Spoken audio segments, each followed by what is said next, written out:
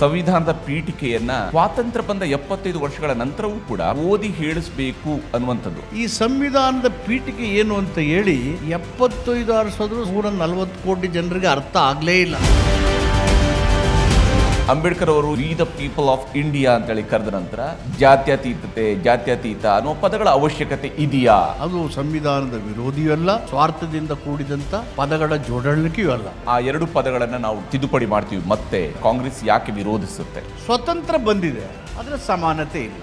ಸಮಾನತೆ ಇಲ್ಲದೆ ಇದ್ಮೇಲೆ ಸ್ವಾತಂತ್ರ್ಯಕ್ಕೆ ಏನು ಅರ್ಥ ಇದೆ?